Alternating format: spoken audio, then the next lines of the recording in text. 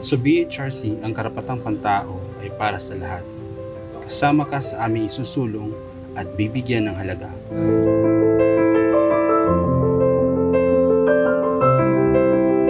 Ngayong nalalapit na National Human Rights Consciousness Week, huwag matakot, lumapit sa amin at magsumbong.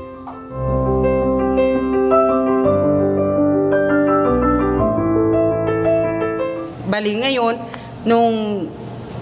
yung mga human rights na sinasabi ngayon ng BARM, totoo pala. Meron pala kaming karapatan bilang isang katutubo ng Teduray. Tsaka marami pong salamat sa BARM, sa Human Rights Commission.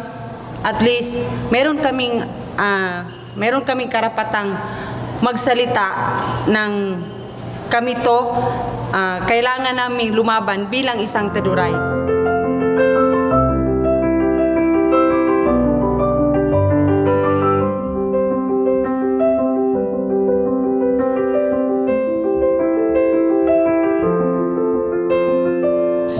So kaming mga katutubo ay may mga karapatan. No? So bilang isa sa kinikilalang tribal leader dito sa city, ay may responsibility ako, no? Para sa aking mga katribo, lalo na sa aking barangay, na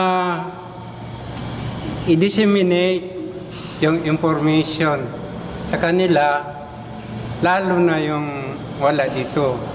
Karapatan ng mga magulang, mga anak, karapatan namin sa bilang IP, mga karapatan namin sa government, yung programa ng government, ang IP rights.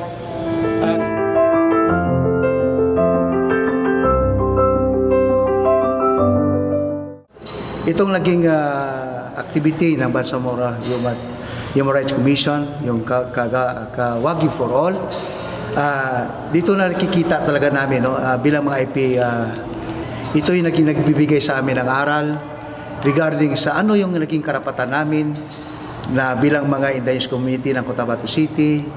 In the half of the IP community ng Cotabato City, we are very much thankful sa Bangsamoro Human Rights Commission na binigyan kami ng opportunity, ng privilege na kasama kami sa advocacy upang ipaglaban namin ang aming kawagib, no, bilang mga indigenous people ng Cotabato.